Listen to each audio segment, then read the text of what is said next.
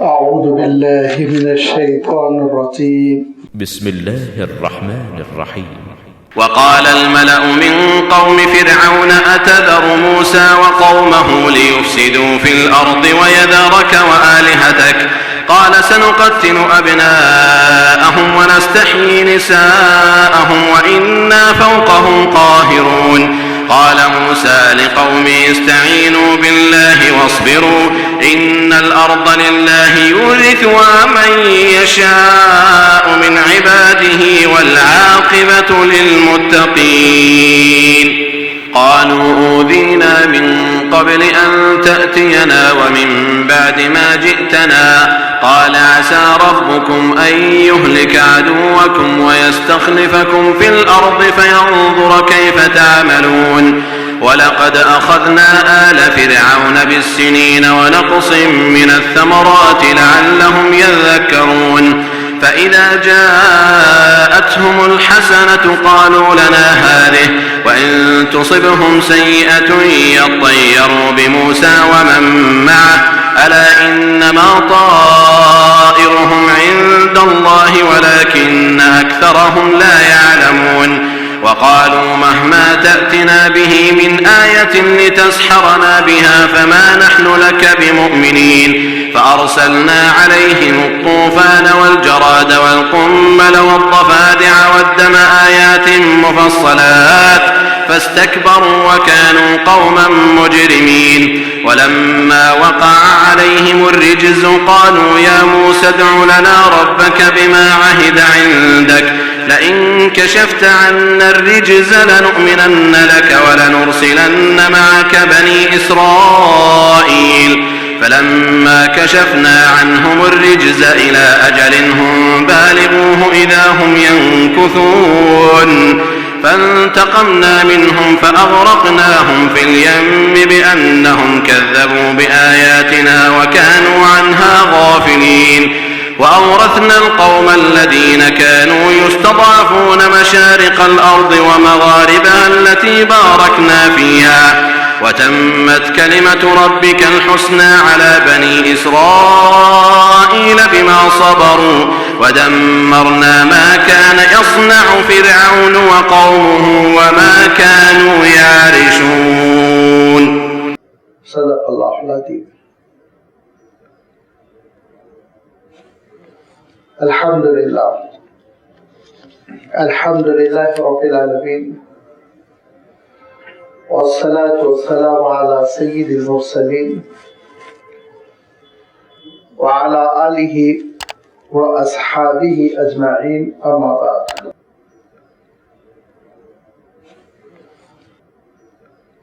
سورة الأعراف کا یہ رکو نمبر 15 اور 16 ہے جس کی بھی آپ کے سامنے تلاوت کی گئی.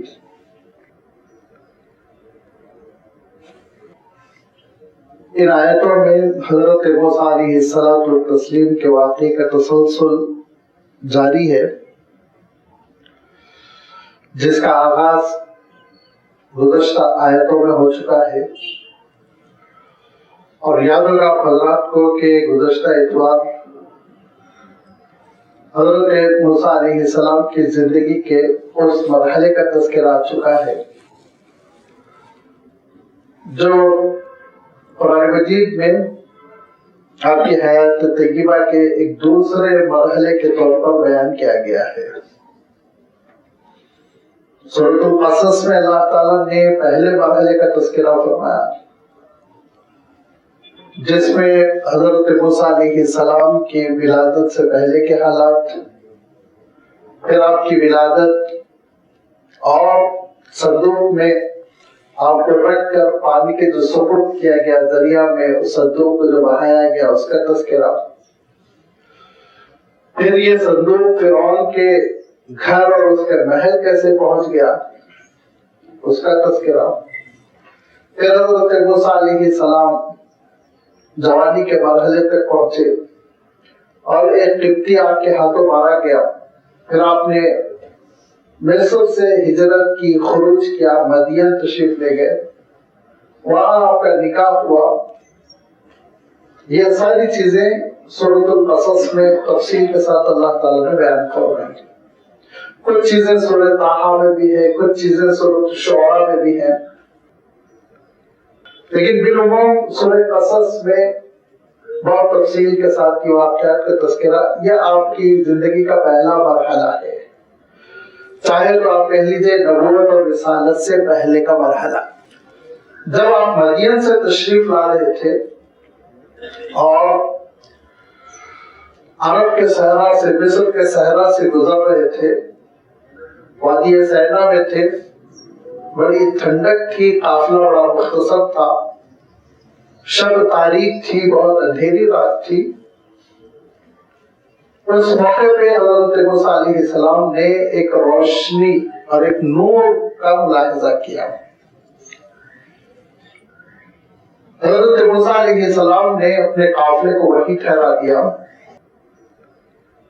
اور یہ کہا کہ ان کو تو انی آنست نارا، مجھے ایسا لگ رہا ہے جیسے وہاں آگ ہے، تو میں وہاں جاتا ہوں، اگر بستی ہے تو ہم وہاں رک جائیں گے، نہیں قافلہ ہے تو ان سے آگ لے کر آئیں گے تاکہ ہماری رات بھی ذرا گرم ہو جائے، آگ تاپ لے۔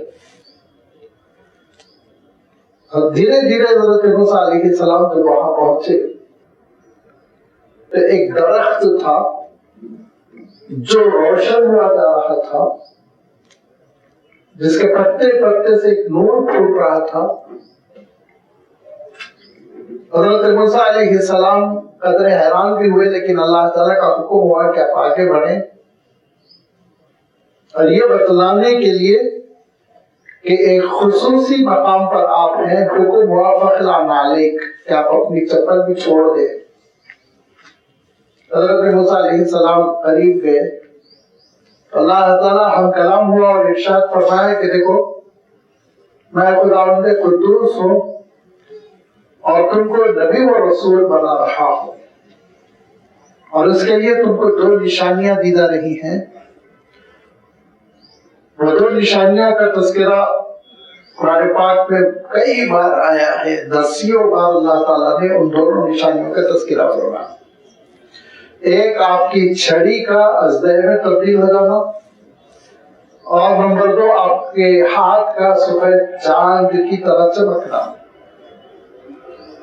کہا کہ اے موسیٰ یہ دونوں نشانیاں لے کر آپ فرعون کے پاس جائے، بڑا آپ سے باہر ہو رہا ہے، مغرور ہو رہا ہے، انہ طغى، بہت نافرمانی کر رہا، حد سے تجاوز کر چکا ہے، وہ کہتا ہے انا ربکم الاعلی، میں تمہارا خدا ہوں، کہتا ہے میں تمہارا رب ہوں۔ لہذا آپ اس کو سمجھائے، راہ راست پر لانے کی آپ کوشش فرمائیں۔ تو حضرت موسیٰ علیہ السلام نے کہا کہ مولا میں ان کی جو لینگویج ہے، قبطی زبان، اس سے بہت زیادہ واقف نہیں ہوں، میرے مقابلے میں ہارون جو ہے وہ بہت فصیح زبان بولتے ہیں، اللہ اگر آپ کی مرضی ہو تو ہارون بھی اس کام میں شریک ہو جائے۔ اللہ تعالیٰ نے ارشاد فرمایا قد اجیبت دعوتکما، آپ کی دعا سن لی گئی، ہارون کو ہم آپ کے ساتھ کریں گے تاکہ وہ آپ کی بیکنگ کریں، پشت پناہی کریں، آپ کا ساتھ دیں، اور آپ دونوں کو اب جانا ہے۔ حضرت موسیٰ علیہ السلام مصر پہنچ گئے، اور میں نے یہ بھی وضاحت کر دی تھی کہ جب کبھی ہم مصر کہیں تو آپ کیرو مراد مت لیجیے، قاہرہ مراد مت لیجیے، قاہرہ بہت بعد میں آباد ہوا، بلکہ الفیوم نامی جو آج ایک اسٹیٹ ہے، وہاں کی ایک ریاست ہے، اور وہ تقریباً قاہرہ سے ساؤتھ میں 100 کلومیٹر پر ہے، قریب قریب آپ سمجھ لیجیے جیسے ہمارے یہاں سے محبوب نگر وغیرہ ہے۔ وہاں فرعون رہتا تھا، وہ اس کی دارالسلطنت تھی، وہاں سے حکومت کرتا تھا۔ لہذا حضرت موسیٰ علیہ السلام کو وہیں تشریف لے جانے کا حکم ہوا۔ آپ اپنے گھر والوں سے ملے، اولین فرصت میں فرعون کے دربار میں پہنچے، اس کو سمجھانے کی کوشش کی، اس نے حضرت موسیٰ علیہ السلام سے بحث کی، بات نہ مانی، دونوں نشانیوں کو جادوگری قرار دیا، جادوگروں سے مقابلہ کروایا، جادوگر شکست کھا گئے۔ حضرت موسیٰ علیہ السلام کی چھڑی عصائے موسیٰ وہ غالب آئی، حق غالب آیا، جادوگروں نے اسلام قبول کر لیا۔ یہ گزشتہ رکوع میں یہ بات گزر چکی ہے۔ آخر میں اس نے فرعون نے دھمکی دی کہ میں تم کو جادوگروں سے کہا کہ ایک ہاتھ اور ایک پیر کاٹ کر سولی پہ لٹکا دوں گا، درختوں پر تمہاری لاشیں لٹکا دوں گا۔ جادوگروں نے چونکہ اسلام قبول کر لیا تھا، اسی لیے پورے اعتماد کے ساتھ کہا کہ جو کرنا ہے کرو، اب ہم اسلام چھوڑ کر حضرت موسیٰ علیہ السلام کی دعوت چھوڑ کر تیری طرف لوٹ کر آنے والے نہیں۔ اور اس نے سزا جاری کی، یہ سزا جاری نہیں کی، اس پر قرآن مجید نے کوئی تبصرہ نہیں کیا۔ تاریخ کی کتابوں میں آتا ہے لیکن وہ بھی بہت معتبر نہیں ہے۔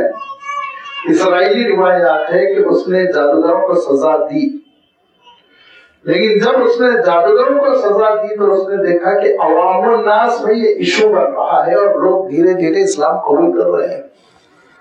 تب پھر اس نے بہتر یہ سمجھا کہ انجان ہو جائے، اور پھر وہ خاموشی اختیار کر گیا، اور 2-4 برس ایسے ہی گزر گئے۔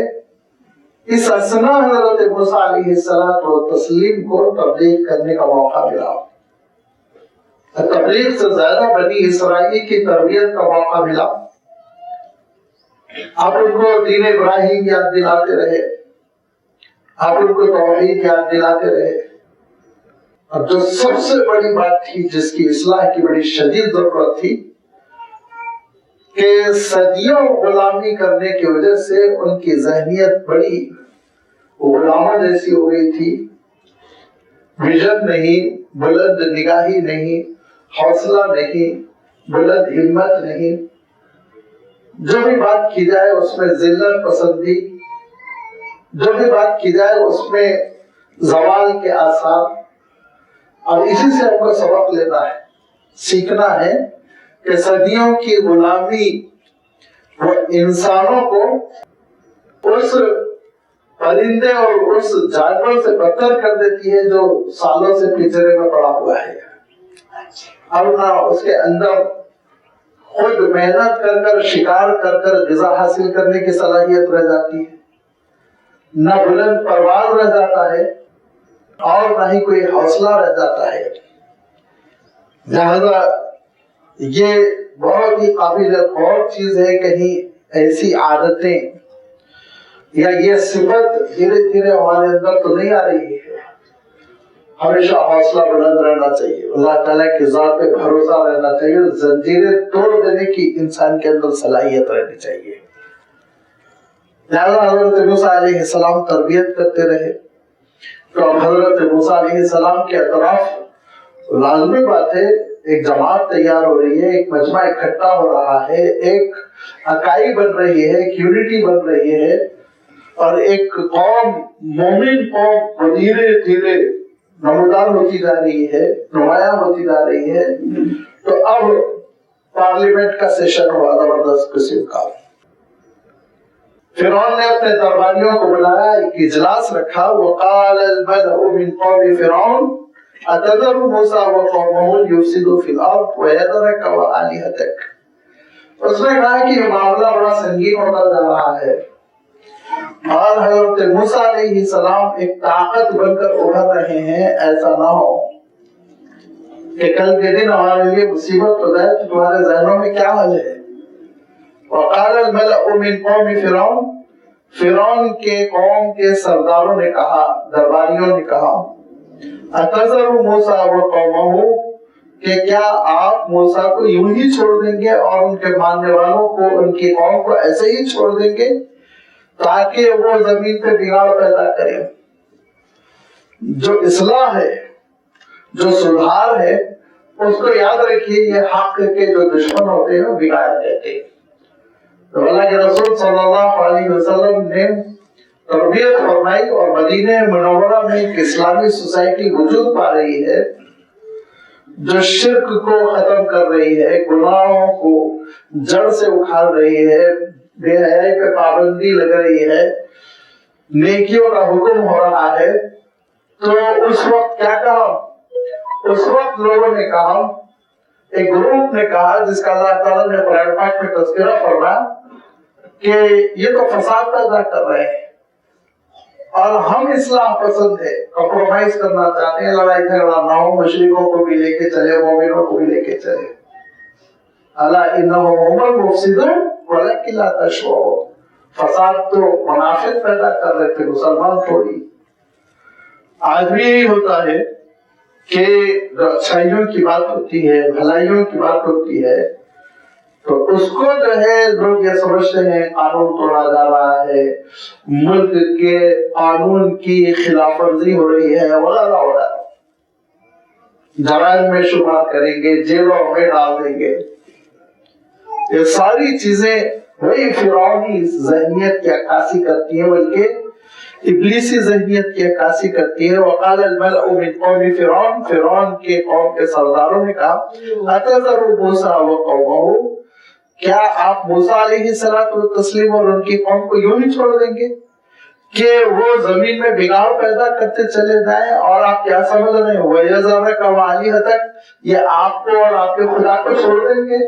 نہیں چھوڑنے والے ہیں، یہ آپ کو بھی تخت حکومت سے ہٹا دیں گے اور آپ کے خدا کو بھی ٹھکانے لگا دیں گے، بت سب ختم ہو جائیں گے، مندر سب ختم ہو جائیں گے۔ اور فرعون کو ڈرایا بہکایا، تو اب کیا کیا جائے؟ اللہ تعالیٰ کا معاملہ یہ ہوتا ہے نبیوں کے ساتھ، رسولوں کے ساتھ، کہ اللہ تعالیٰ ان کی جان کی حفاظت کرتا ہے جب تک کہ منزل مقصود کو نہ پہنچ جائے، ان کو کوئی قتل نہیں کر سکتا۔ لہذا اب یہ حضرت موسیٰ علیہ السلام کو قتل کرنے کی جرأت نہیں کر سکتا تھا۔ اس نے کیا کہا؟ اس نے کہا قال سنقتل ابناءهم ونستحيي نساءهم، اس نے کہا ہم ایک نیا آرڈیننس نکالتے ہیں۔ قال، کہا فرعون نے سنقتل ابناءهم، ان کے لڑکوں کو ہم قتل کر دیں گے، مار ڈالیں گے، ونستحيي نساءهم، ان کی عورتوں کو ہم زندہ رکھیں گے۔ مرد مر جائیں گے، ختم ہو جائیں گے، تو لازمی بات ہے ہماری بغاوت کرنے والا کوئی نہیں رہ جائے گا، اور عورتیں باقی رہیں گی تو وہ ہمارے گھر کی ضرورت ہے، وہ کام والی ہے، گھر آتی ہیں، جھاڑو دیتی ہیں، کھانا پکاتی ہیں۔ لہذا ایک پست ہمتی پیدا کرو ان کے اندر، خوف پیدا کرو، احساس غلامی پیدا کرو، غلامانہ ذہنیت پیدا کرو۔ وَإِنَّا فَوْقَهُمْ قَاهِرُونَ، اور ہم ان پر غلبہ رکھتے ہیں، کنٹرول رکھتے ہیں، ہماری حکومت ہے، ہمارا پاور ہے، ہمارا اقتدار ہے، ہماری اکثریت ہے، لہذا ہم ان پر زور چلا کر رہیں گے، بات منوا لیں گے۔ قادرون نہیں کہا، قاہرون کہا، اور قاہر جب کہا جاتا ہے تو قادر سے بھی زیادہ کیفیت ہوتی ہے کہ ہم قدرت بھی رکھتے ہیں اور فیصلہ نافذ کرنے کی بھی صلاحیت رکھتے ہیں، اور یہ کریں گے۔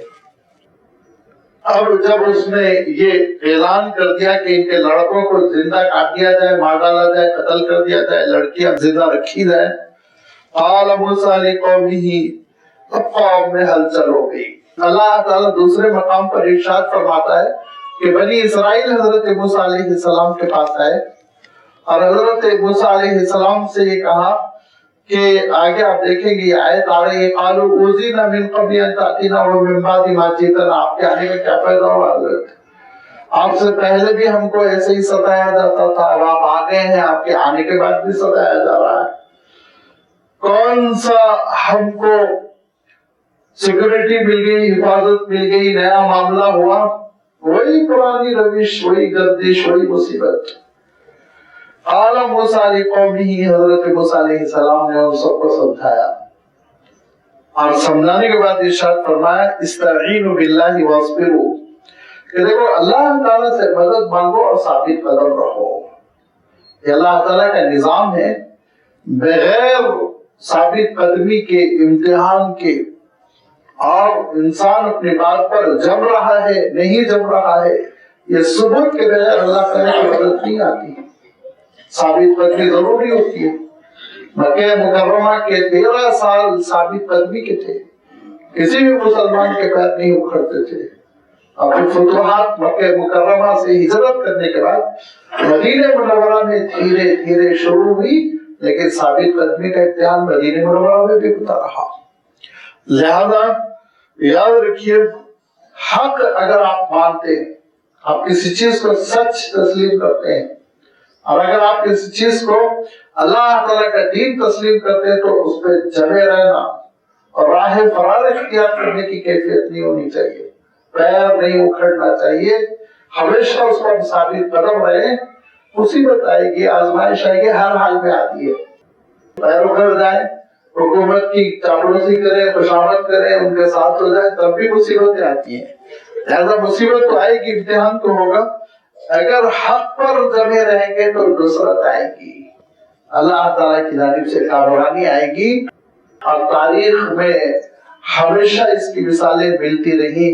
ابھی تو بالکل 2-4 دن پہلے کی بات ہے، 1 مہینہ پہلے کی بات ہے کہ شامیوں نے سوریا میں جو حق پہ جمے رہے، جس کو سیریا کہتے ہیں انگریزی نام، لازمی بات ہے اللہ تعالیٰ کی مدد نازل ہوئی اور حالات تبدیل ہو رہے ہیں دھیرے دھیرے۔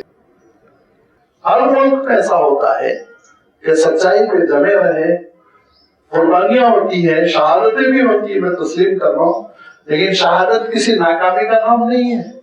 شہید ہونا پریشانی کا نام نہیں ہے۔ جو شہید ہوتا ہے وہ تو شادمان ہوتا ہے، وہ تو آسمانوں پہ پہنچ کے کہتا ہے اللہ میرے لاحقین کو، میرے پسماندگان کو خوشخبری دیجیے کہ میں اب بہت خوش ہوں، یہاں میں مطمئن ہوں، اور میں چاہتا ہوں وہ بھی قربانی دے کر یہاں میرے پاس آئے۔ یہ کیفیت ہوتی ہے شہید کی۔ لہذا یہ قربانیوں کا مسئلہ ہوتا ہے اور دین پر جمنے اور ثابت قدمی کا امتحان ہوتا ہے۔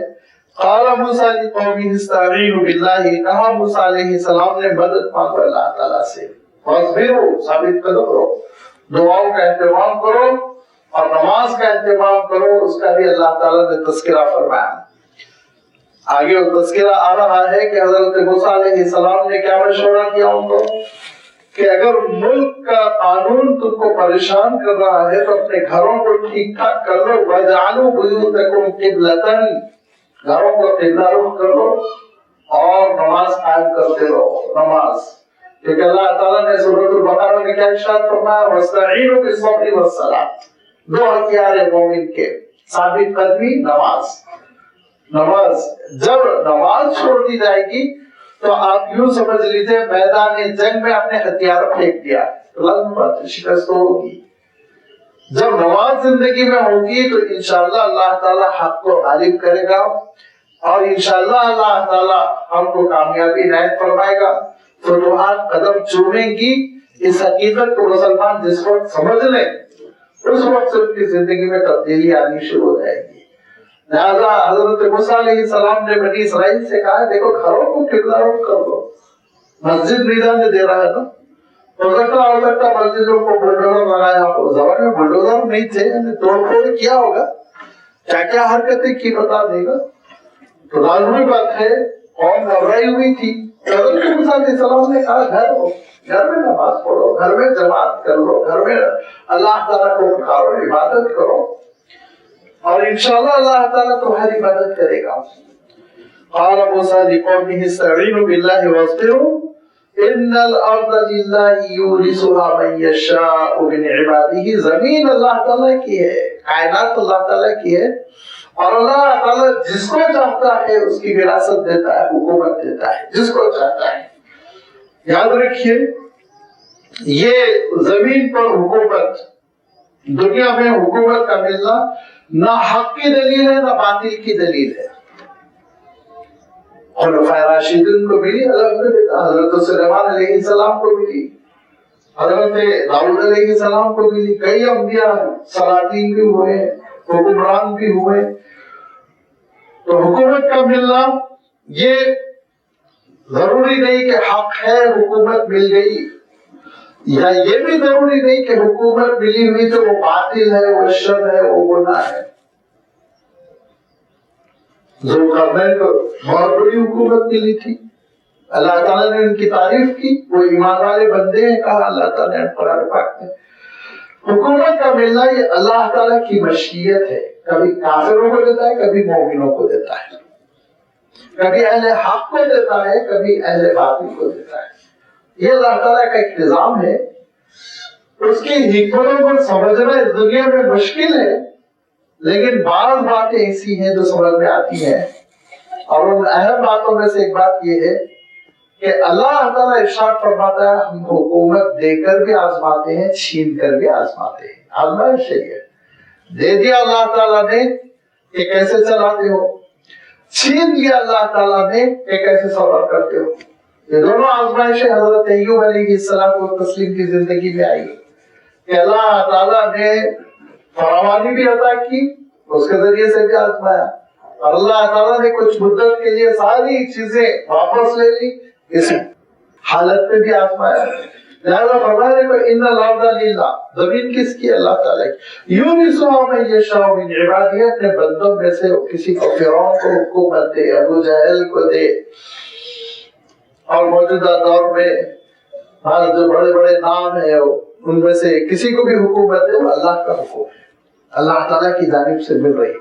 اور چھین لے، یہ بھی اللہ کا حکم ہے، اور یہ اللہ تعالیٰ کا حکم بھی نافذ ہوتا ہے. اب مسئلہ کیا ہے؟ ایمان ہم کو کیا سکھاتا ہے؟ قرآن مجید ہم کو جس چیز کی تعلیم دیتا ہے، اسلامی عقیدہ جو شعور ہمارے اور آپ کے اندر بیدار کرتا ہے، وہ یہ والعاقبۃ للمتقین، آخرت اہل تقوی کے لیے ہے. دنیا میں ملے نہ ملے، دنیا میں مل گیا حکومت، کوئی حرج نہیں. اللہ تعالیٰ ارشاد فرماتا ہے پھر اللہ کے حکم کے مطابق حکمرانی کرو، انشاءاللہ ثواب ملے گا، عبادت ہوگی. دنیا میں نہ ملے، صبر کرو، انشاءاللہ اللہ تعالیٰ ثواب دے گا. اور اصل مسئلہ ہماری منزل ہے وہ آخرت. والعاقبۃ للمتقین، انجام کار بہرحال آخرت کی آخری منزل بہرحال مومنین کے حق میں بلکہ متقین کے حق میں ہوگی. اہل تقوی کو آخرت کی کامیابی نصیب ہوگی. غلط فہمی تم کو یہ نہیں ہونی چاہیے کہ اہل حق ہے تو لامحالہ دنیا مل جائے، ضروری نہیں. بہت سے انبیاء علیہ السلام ہیں، کیونکہ بہت سے رسول ہیں جن کو اللہ تعالیٰ نے دنیا میں کوئی حکومت نہیں دی، اور انہوں نے اللہ تعالیٰ کے دین کی حجت پوری کر دی، اللہ کے دربار میں حاضر ہو گئے. حضرت زکریا علیہ السلام کو حکومت نہیں ملی، حضرت یحییٰ علیہ السلام کو حکومت نہیں ملی، حضرت عیسیٰ علیہ السلام کو حکومت نہیں ملی. یہ الگ بات ہے، وہ تشریف لائیں گے، فتوحات ہوں گی، لیکن اب تک تو ماضی میں تو اللہ تعالیٰ نے ان کو عنایت نہیں فرمایا. لہذا نہ ملنے کی وجہ سے مایوسی نہ ہو. نتیجہ جو ہے اور رزلٹ جو نکلنے والا ہے وہ میدان حشر میں، دنیا میں نہیں. اگر مومن اس شعور کے ساتھ معاملات پر غور کرے، بہت سی غلط فہمیاں دور ہو جاتی ہیں، بہت سی مایوسیاں ختم ہو جاتی ہیں. جو انسان کے اندر ایک مایوسی پیدا ہوتی ہے کہ حالات ہمارے حق میں نہیں ہے، حالات بالکل سازگار نہیں ہے، مصیبت پہ مصیبت. تو یاد رکھو یہ تو دنیا دار آزمائش ہے، یہاں تو امتحان چلتا رہے گا. نتیجہ برآمد ہونے والا ہے میدان حشر میں، آخرت میں. آخرت کی کامیابی وہ اصل مطلوب ہے، وہ اصل مقصود ہے، اور اس ٹارگیٹ کو سامنے رکھتے ہوئے ہم کو جدوجہد کرنی ہے. دنیا میں رزلٹ لے کر، دنیا میں نتیجہ لے کر خوش ہونا ضروری نہیں ہے، بلکہ بعض صحابہ رضوان اللہ تعالی علیہم اجمعین کے سلسلے میں روایت آتی ہے کہ جب خلافت راشدہ کا آخری دور تھا، فتوحات تھی، مصر فتح ہو گیا، عراق فتح ہو گیا، ملک شام فتح ہو گیا، دولت ہے کہ مدینہ منورہ آ رہی ہے، مال غنیمت ہے کہ تقسیم ہو رہی، تو وہ مسجدوں میں جا کے روتے تھے اور کہتے تھے اللہ ایسا تو نہیں، اللہ ایسا تو نہیں کہ دنیا ہی میں تو ہم کو اجر دے کے چھٹی کر رہا ہو، ایسا تو نہیں. گھبراتے تھے اور یہ کہتے تھے کہ کہیں ایسا تو نہیں ہے کہ جو ہم نے جدوجہد کی، محنت کی اور جو ہم نے قربانیاں دی اس کا صلہ دنیا میں دے کے چھٹی کر دی جائے.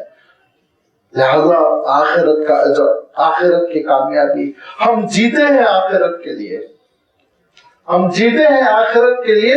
اگر آخرت کی منزل ہماری نگاہوں سے اوجھل ہو جائے تو پھر مزمحل زندگی، پھر ڈس اپوائنٹڈ، پھر اس کے بعد سے ناکامی کا تصور، پھر اس کے بعد سے پریشان خیالی، پراگندہ خیالی، اور اس کے بعد سے بہت ساری مایوسیوں کا انسان شکار ہو جاتا ہے.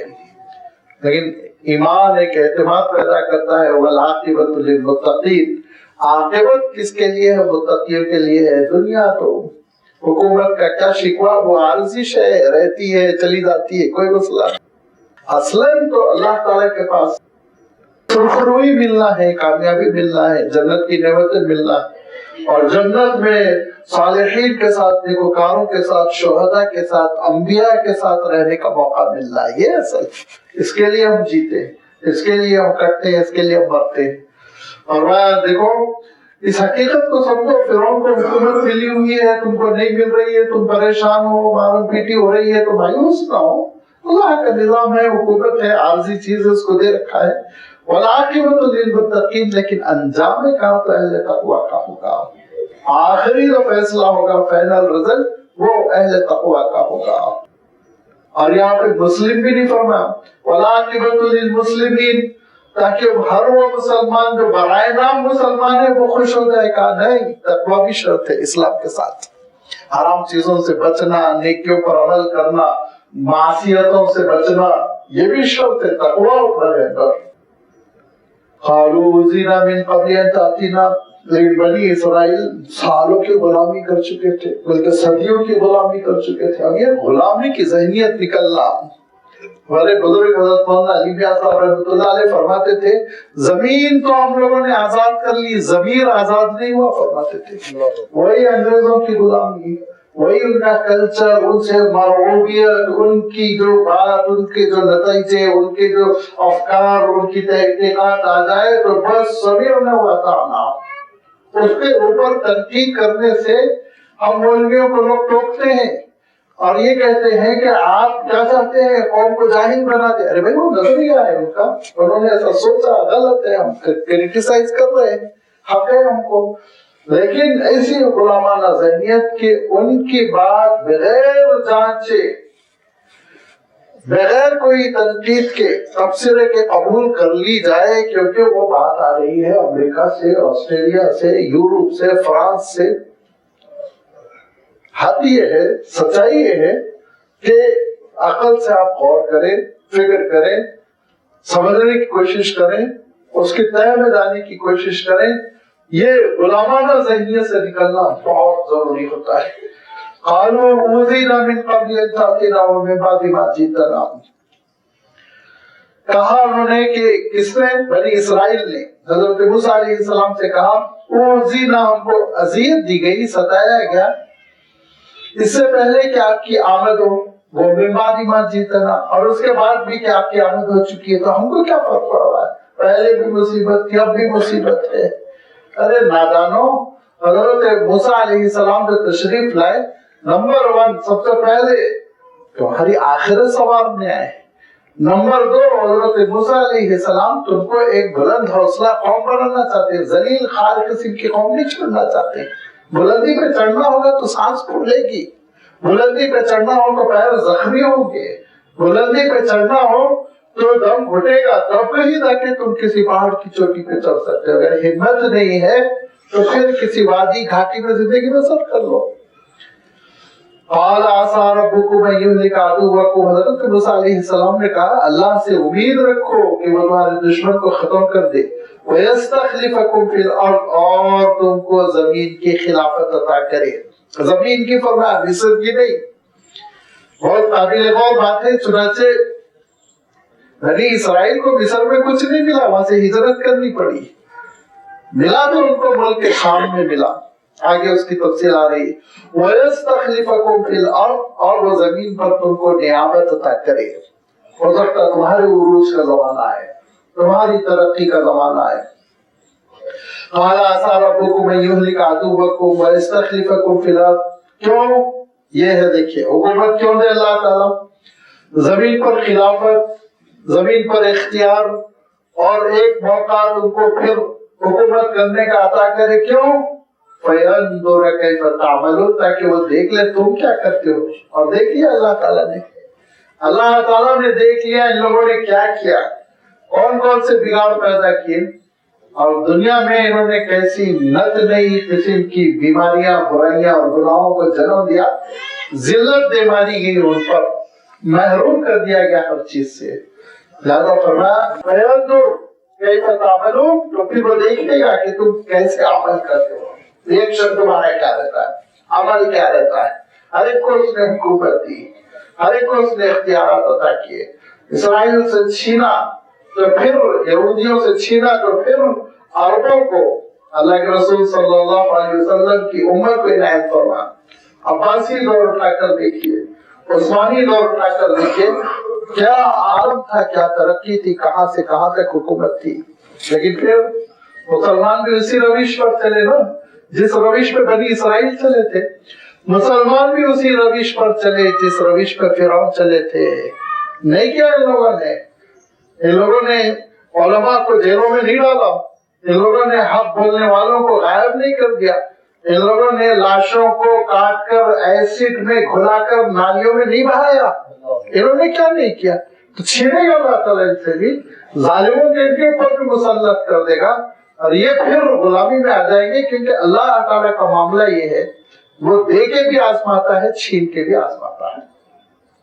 کسی کو مل گیا ہے تو مغرور نہ ہو، تکبر میں نہ پڑ جائے، اور کسی سے لے لیا گیا ہے واپس تو مایوس نہ ہو، اللہ کے دین پر رہے.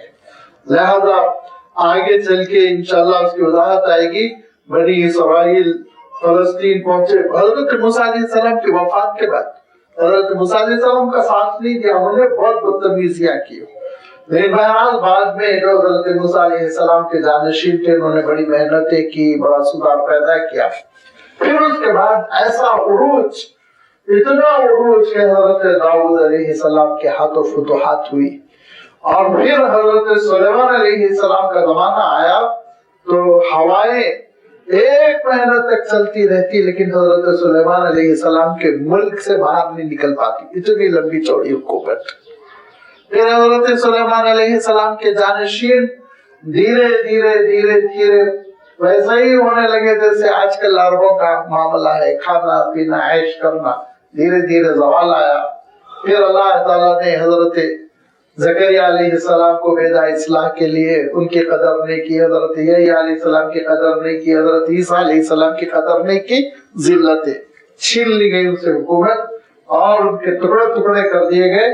ایسے ظالم بادشاہوں کو اللہ تعالیٰ نے ان کو مسلط کیا، ٹیٹس کو مسلط کیا جس نے ان کے ٹکڑے ٹکڑے کر دیے تھے. ہزاروں لوگوں کو غلام بنا دیا تھا، ہزاروں لوگوں کو میدان میں مار ڈالا تھا. یہ اللہ تعالیٰ کا نظام ہے، سمجھنا چاہیے. لہذا فرمایا دیکھو یہ حکومت ہو سکتا تم کو ملے لیکن اگر نافرمانی کرو گے تو تم سے چھین لی جائے گی. فینظر، اللہ تعالیٰ کا یہ امتحان ہوگا، وہ دیکھنا چاہتا ہے اور بتلانا چاہتا ہے، نمایاں کرنا چاہتا ہے کیف تعملون، کہ تم کیسے کرتے ہو، تمہارا کیا عالم ہوگا. اب ادھر حضرت موسیٰ علیہ السلام بنی اسرائیل کی تربیت کر رہے ہیں اور بہت سے لوگ ہیں جو حضرت موسیٰ علیہ السلام کے بڑے فرمانبردار، حضرت موسیٰ علیہ السلام کی بات ماننے والے، اطاعت گزار، اور عام عوام ہے ان میں وہ اصلاح نہیں ہو پاتی جیسے ہونی چاہیے. اب فرعون کے دربار میں بڑا مسئلہ چل رہا ہے، کیا کیا جائے. سزائیں دی جا رہی ہیں، بچوں کو کاٹا جا رہا ہے، کوئی عبادت کرتے ہوئے پکڑا جائے تو اس کو جیل میں ڈالا جا رہا ہے. اور حضرت موسیٰ علیہ السلام برابر رابطے میں ہیں. چھوڑنے دیا فرعون کو، اس کو مختلف موقعوں پر سمجھایا اور اللہ تعالیٰ نے ان مختلف مواقع کا تذکرہ بھی فرمایا. سورہ طٰہٰ میں دیکھیں گے حضرت موسیٰ علیہ السلام تشریف لے گئے اور کہا کہ دیکھو رب العالمین کی بات مان لو. اس نے کہا کہ رب العالمین یہ نئی اصطلاح کہاں سے لائے؟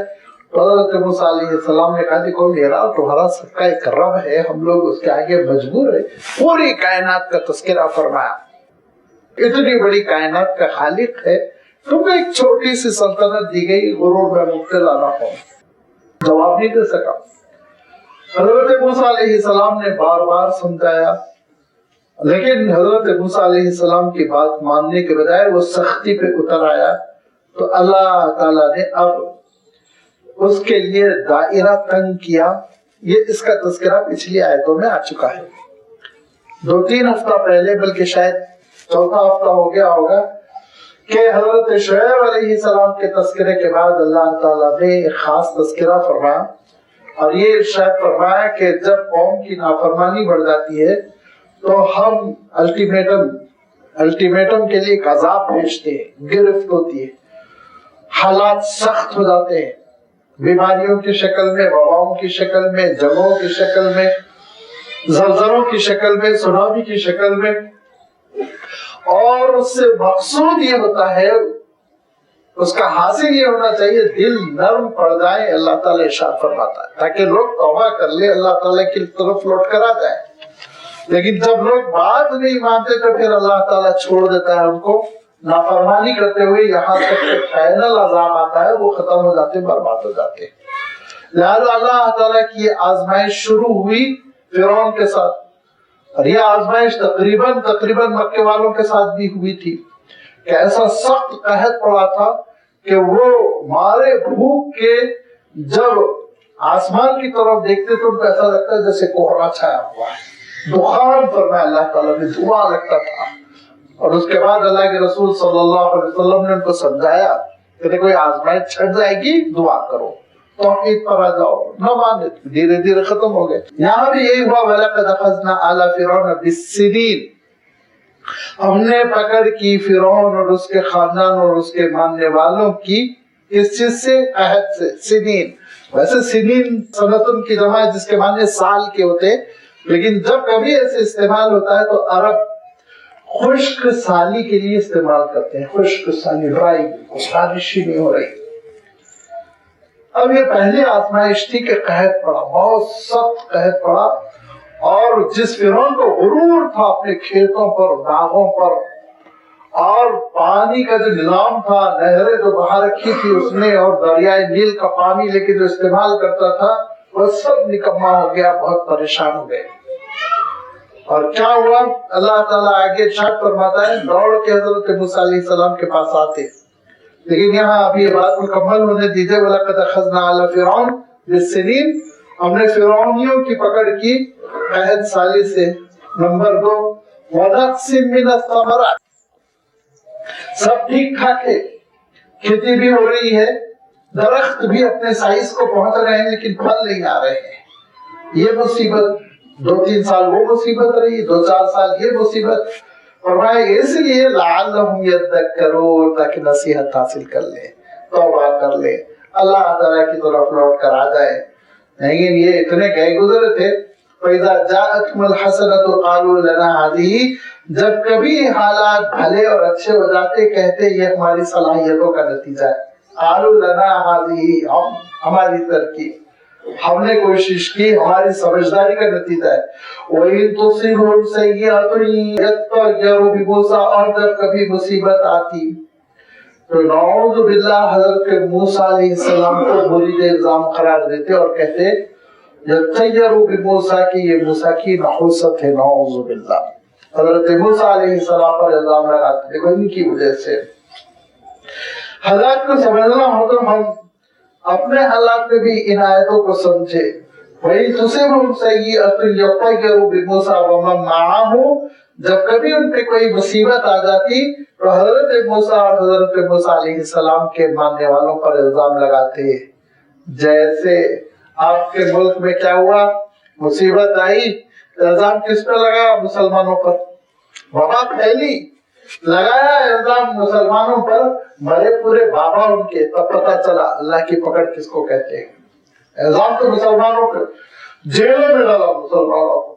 آپ حیرت کریں گے، یہ یوپی کے حالات سن کے روٹے کھڑے ہو جاتے ہیں، اور بہت قریبی لوگوں کے حالات ہیں، بہت قریبی، ڈائریکٹ میرا ان کا تعلق ہے، سنی سنائی بات نہیں، کہ 6 مہینے کا بچہ ہے اور ماں کو بچے کے ساتھ رمضان المبارک میں جبکہ گرمی چل رہی تھی ایک اسکول میں بند کر دیا، صرف اس لیے کہ ان کے شوہر وہ دلی کا سفر کیے تھے، ان کے شوہر کا تعلق تبلیغ سے تھا، اور وہ بیچارے شوہر ہے ہی نہیں وہاں پہ، وہ ہے بامبے میں، اپنے گھر میں نہیں ہے، لیکن ادھر شوہر کو گرفتار، ادھر خاتون کو گرفتار، پورا دن گزر جاتا، شام میں سڑے ہوئے سموسے ڈالتے تھے کھانے کے لیے، بچہ تڑپتا تھا، بلکتا تھا دودھ کے لیے، پانی کے لیے، ایسی انہوں نے سزائیں دی۔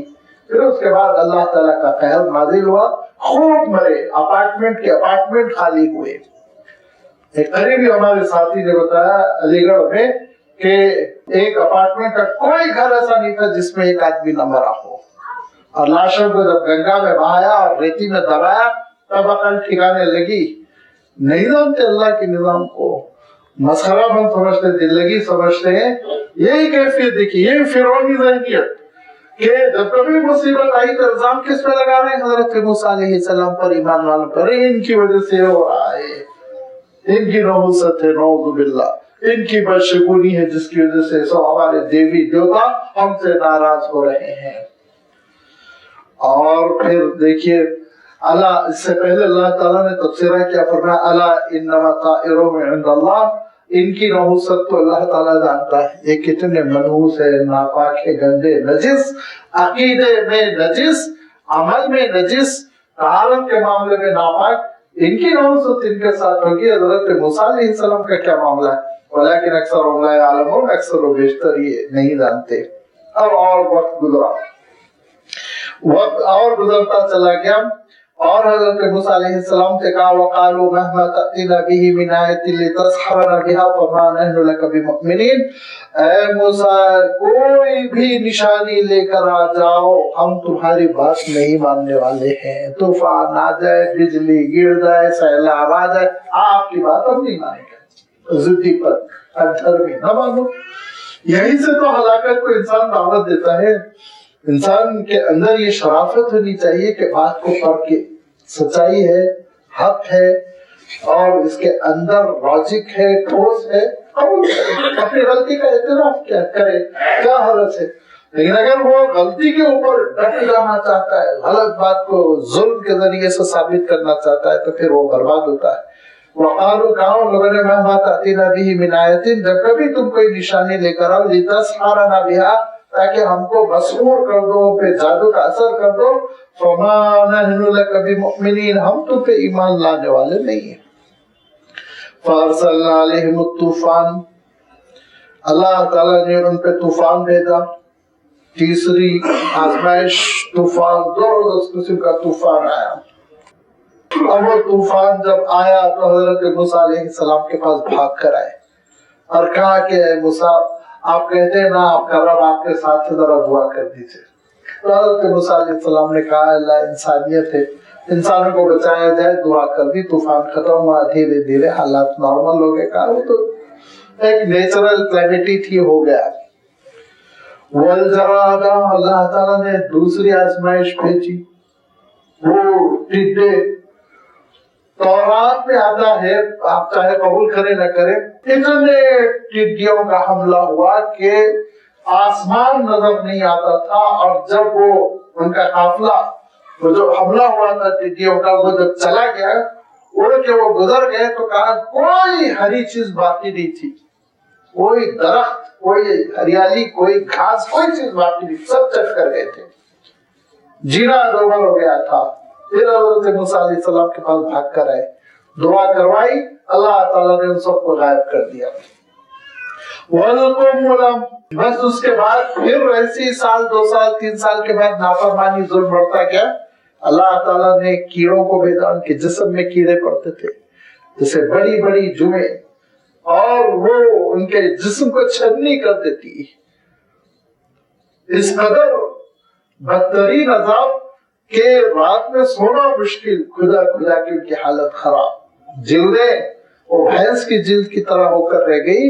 پھر حضرت موسیٰ علیہ السلام کے پاس دوڑ کر آئے، یہ جوؤں کا عذاب آیا، حضرت موسیٰ کے پاس آئے، حضرت موسیٰ علیہ السلام نے دعا کی، دھیرے دھیرے دھیرے دھیرے یہ چیز بھی ختم ہوئی۔ پھر انکار کیا، پھر بدتمیزی کی، پھر کہا یہ مسلمانوں کی نحوست ہے، نعوذ باللہ۔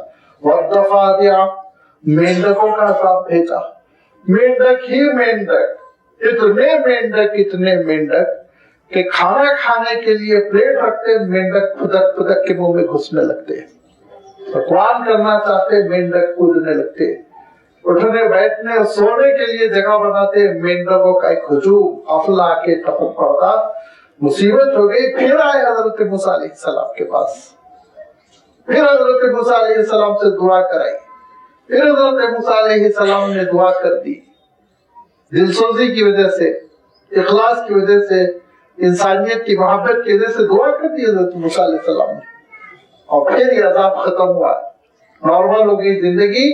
जैसे ही जिंदगी नॉर्मल हुई का मेंढक कसरत से हो गए थे किसी वजह से, तो ये मूसा अलैहिस्सलाम का थोड़ी कारनामा है, नौजुबिल्लाह।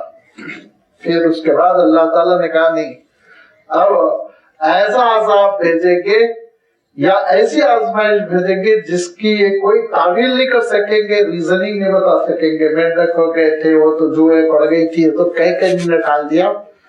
लिहाजा इरशाद फरमाया 7वीं आजमाइश दमा खून, खून ही खून। रात में घड़े में पानी रखते पीने के लिए, निकालते पानी तो खून निकलता, खून बिल्कुल बदबू के साथ, लाल खून, सड़ा हुआ खून।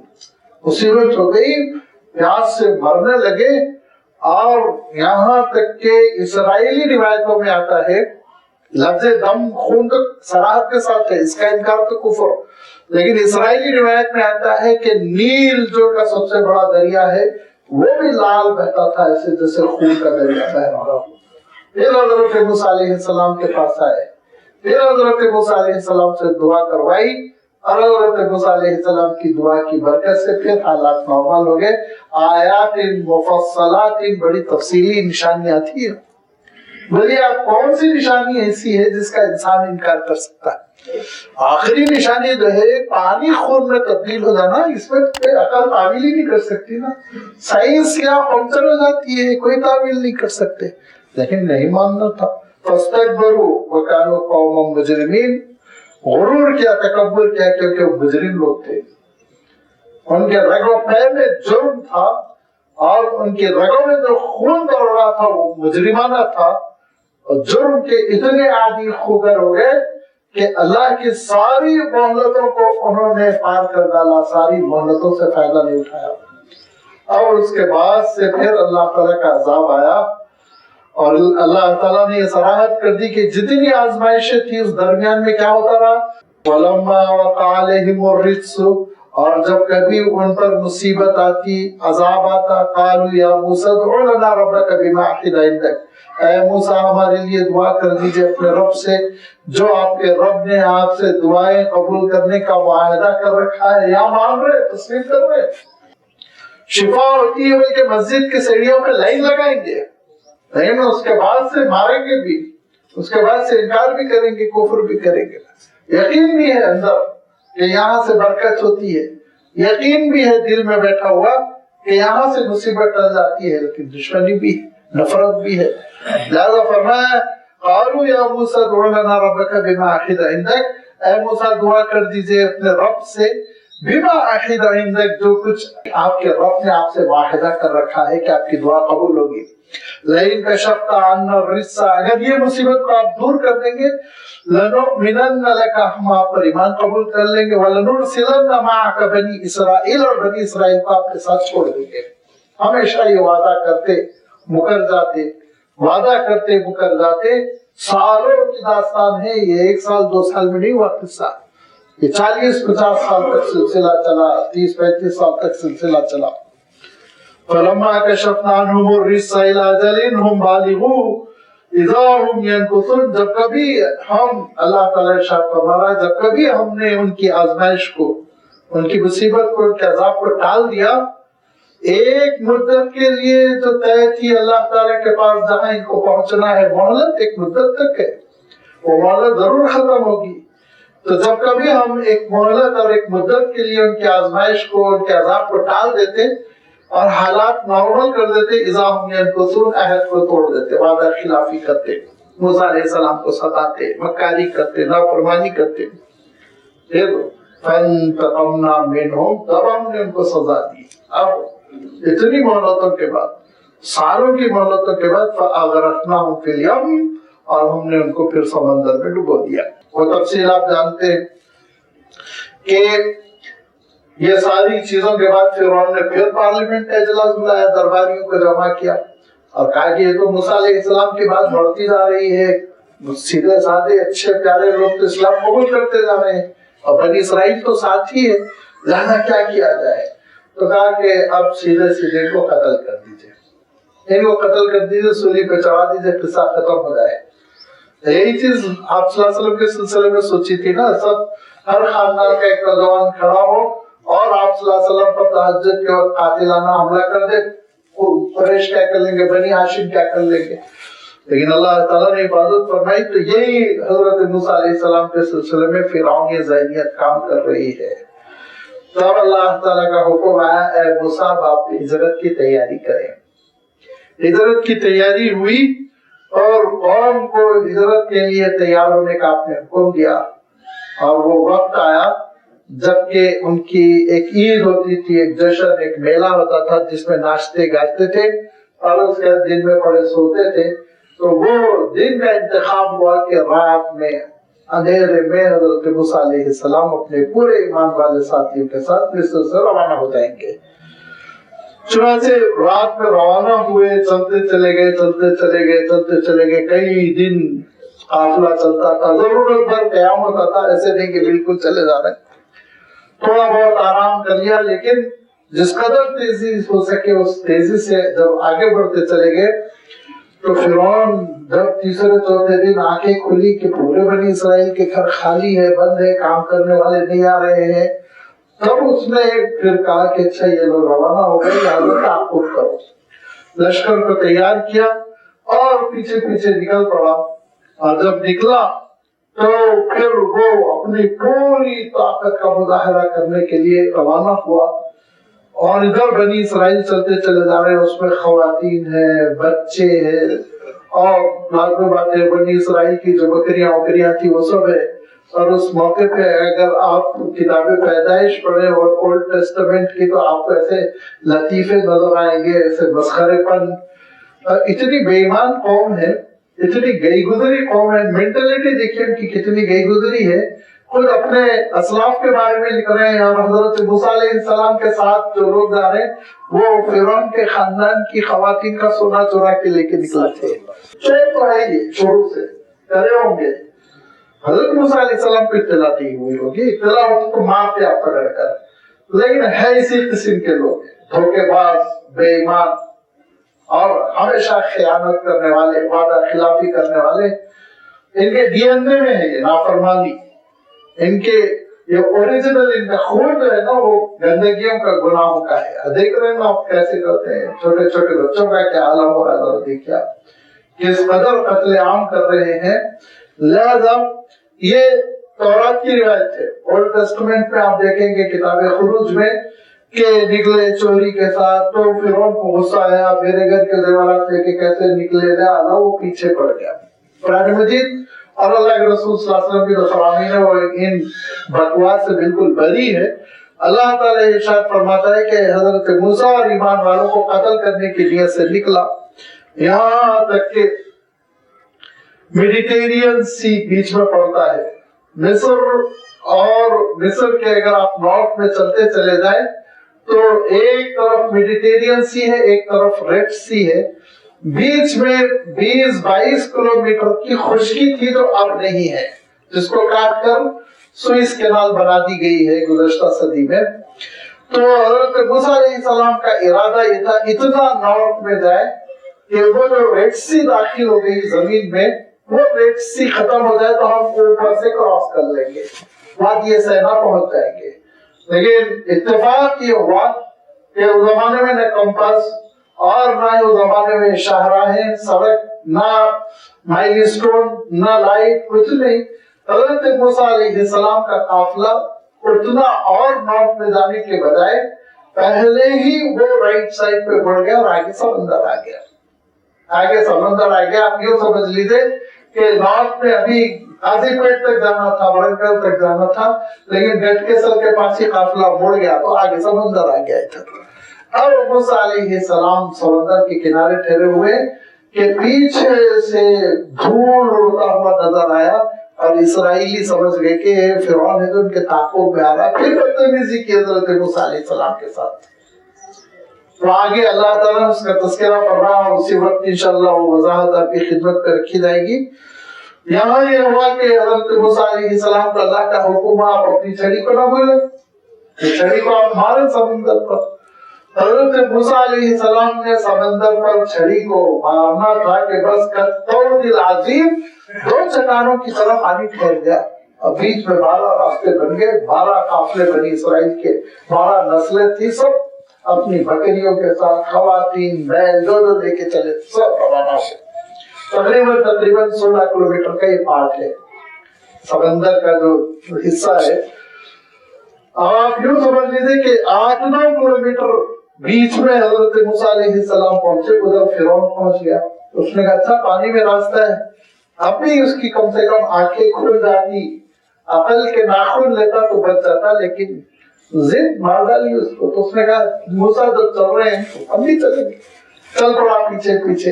جب فرعون پیچھے بیچ پہنچ گیا تو حضرت موسیٰ علیہ السلام کا قافلہ دوسرے پار پہنچ گیا اور اللہ کا حکم ہوا پانی کو بھیجا.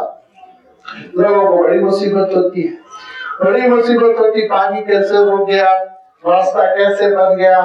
تو مصیبت تمہاری اس لیے ہے کہ تم اللہ تعالیٰ کو قادر مطلق نہیں مانتے ہو. جو مومن اللہ تعالیٰ کو قادر مطلق مانتا ہے کہ وہ ہر بات پر قادر ہے, اس کے لیے کوئی عجیب بات نہیں. سمندر کو کاٹ دے, زمین کو کاٹ دے, آسمان کو چھین دے, ہر چیز اس کے لیے معمولی. لہذا وہ راستہ بنا اور حضرت موسیٰ علیہ السلام دوسرے کنارے, بیچ میں فرعون تھا کہ پانی مل گیا. فرمایا کہ فانتقمنا منہم, پھر ہم نے ان کو سزا دی, اتنے مہلت کے بعد, اتنے سالوں کی مہلت کے بعد سزا دی. فاغرقناہم فی الیم, اور سمندر میں ہم نے ان کو ڈبو دیا. بانہم کذبوا بآیاتنا وکانوا عنہا غافلین, وہ ہماری آیتوں کو جھٹلا رہے تھے اور وہ ہماری نشانیوں سے غافل پڑے ہوئے تھے. بنی اسرائیل پہنچ گئے دوسری جانب, جس کو وادی سینا کہتے ہیں, بڑا ڈیزرٹ ہے, ایجپٹ میں پڑتا ہے وہ. اور وہاں پہنچنے کے بعد پھر حضرت موسیٰ علیہ السلام کی زندگی کا ایک نیا مرحلہ تھا جس میں بنی اسرائیل نے بڑی بدتمیزیاں کی, اور اس کا تذکرہ مختصری صورت میں ہے, تفصیل سے سورہ بقرہ میں گزر چکا. وَأَوْرَثْنَا الْقَوْمَ الَّذِينَ كَانُوا يُسْتَضْعَفُونَ مَشَارِقَ الْأَرْضِ وَمَغَارِبَهَا الَّتِي بَارَكْنَا فِيهَا, اور ہم نے اس قوم کو جس کو کمزور نہتا اور غلام بنا ڈالا گیا تھا, کمزور کر دیا گیا تھا, ان کو اس زمین کی مشرق و مغرب کی حکومت عطا کی جس زمین کو ہم نے برکتیں دے رکھی ہے, جس کو ارض فلسطین کہتے ہیں. حضرت موسیٰ علیہ السلام کے ساتھ نافرمانی کرتے رہے, بدتمیزی کرتے رہے. وفات ہو گئی, حضرت ہارون علیہ السلام کی بھی وفات ہو گئی, حضرت موسیٰ علیہ السلام کی بھی وفات ہو گئی. 40 سال صحرا میں پڑے رہے, اور حضرت موسیٰ علیہ السلام کے ایک جانشین تھے حضرت یوشع ابن نون. انہوں نے حضرت موسیٰ علیہ السلام کے مشن کو جاری رکھا, سمجھاتے سمجھاتے سمجھاتے.